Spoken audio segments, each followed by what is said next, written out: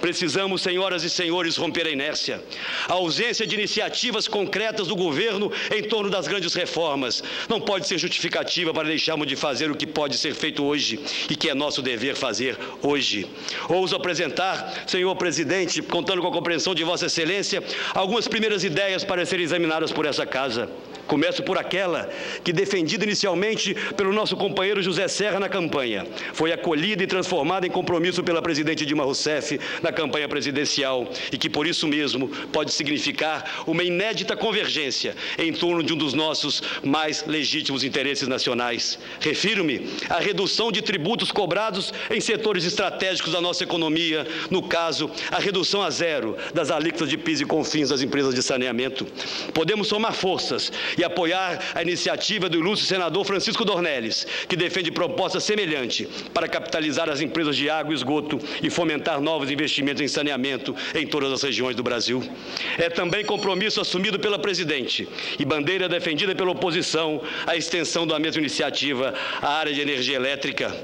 Se o governo federal seguisse os exemplos do governo de Minas e de outros estados, que concedem isenção total de ICMS às famílias de baixo consumo, as contas de luz dessas famílias poderiam chegar a ser 20% mais baratas.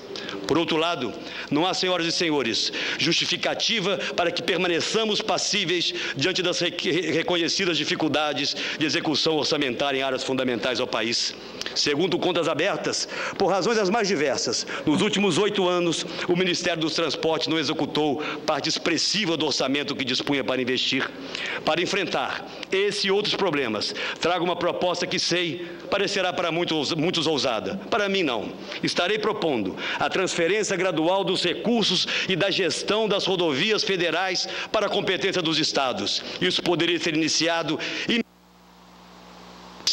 de parcela expressiva da CID para os estados e para os municípios. Estou concluindo, senhor presidente.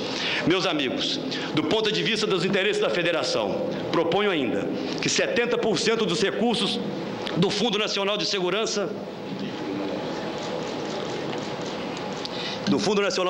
e do Fundo Penitenciário, sempre contingenciados, sejam distribuídos mensalmente de forma republicana, proporcionalmente à população de cada estado. Sabemos todos que a Federação Brasileira vive um processo de esfacelamento. O mal é conhecido. Do ponto de vista tributário, vivemos gravíssima injustiça federativa. Nesse sentido, proponho adotarmos mecanismos que protejam a participação na receita dos estados, especialmente das regiões mais pobres e das prefeituras, sobretudo as do interior e de pequeno porte. E estou encaminhando, senhor presidente, iniciativa capaz de recompor gradualmente o tamanho da fatia que o FPE e o FPM tinham no bolo tributário, impedindo que as isenções tributárias dadas pelo governo federal continuem a alcançar a parcela dos estados e municípios, que já foi, repito, de 27% em 2002 e hoje é de apenas 19,4%. No campo da geração de empregos, defendo a revisão da Lei Geral da Micro e Pequena Empresa, criando o Simples Trabalhista, universalizando o direito de opção pelo Simples Nacional e estendendo os benefícios do empreendedor individual para as micro e pequenas empresas. No meu entendimento, meu pessoal entendimento, decisões como essas atendem muito mais às justas demandas do setor do que a criação de mais cargos públicos e de novas estruturas burocráticas. Precisamos, insisto, buscar a equação que nos permita progressivamente desonerar as microempresas, mas também as exportações, os investimentos, a produção e a folha salarial. Senhoras e senhores, reafirmo meu compromisso com outros grandes desafios do país. Não faltará a mim, e estou certo, a outros líderes da oposição, disposição para discutir com o governo medidas efetivas e corajosas que nos permitam superar os sempre prioritários desafios da qualidade da educação e da saúde pública no Brasil. Assim como estaremos presentes na defesa de medidas que permitam que a questão ambiental possa alcançar um novo patamar de discussão e permear todas as áreas de ação do setor público. Senhoras e senhores, acredito que devemos organizar o exercício da oposição em torno de 3 valores. São eles: coragem, responsabilidade ética, coragem para resistir à tentação da demagogia e do oportunismo.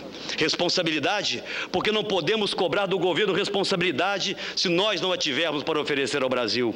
E ética, não só a ética que move as denúncias, não só a ética que cobra a transparência e a verdade, mas uma ética mais ampla, íntima, capaz de orientar nossas posições, nossas ações e compromissos todos os dias. Acredito, senhoras e senhores senadores, que estamos vencendo um ciclo. Hoje, o Brasil não acredita mais no discurso que tenta apontar uma falsa contradição entre responsabilidade administrativa de um lado e conquistas sociais de outro. Em 2002, quando criamos a expressão choque de gestão e fomos muito criticados por nossos adversários, tínhamos como objetivo afirmar que não pode haver avanço social permanente sem responsabilidade administrativa. E os emblemáticos avanços de Minas comprovam a tese.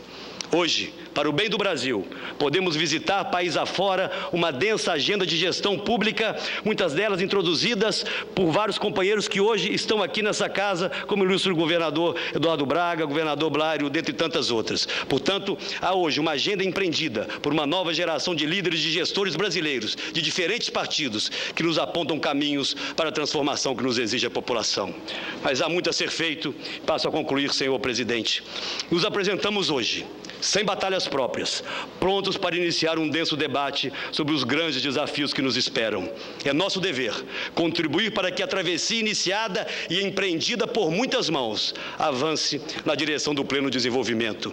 Essa é a grande tarefa inconclusa.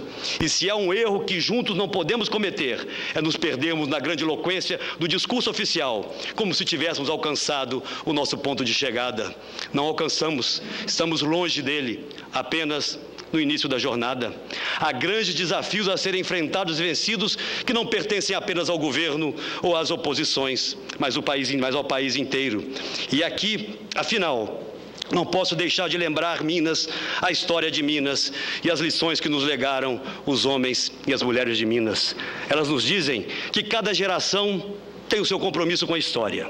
Elas nos dizem que a pátria é a honrosa tarefa diária, coletiva e compartilhada. Não a realizaremos sob o signo do confronto irracional, nem tampouco da complacência. A oposição que defendo não é o de uma coligação, senhor presidente, de partidos contra o Estado ou o país, mas a da lucidez da razão republicana contra os erros e omissões do poder público. Convoca-nos neste momento a responsabilidade para fazer o que precisa ser feito. Ou faremos ou continuaremos colecionando sonhos irrealizados. Não temos, senhoras e senhores, senhor presidente, esse direito. Precisamos estar todos à altura dos sonhos de cada um dos brasileiros. E nós da oposição, estejam certos, estaremos. Muito obrigado.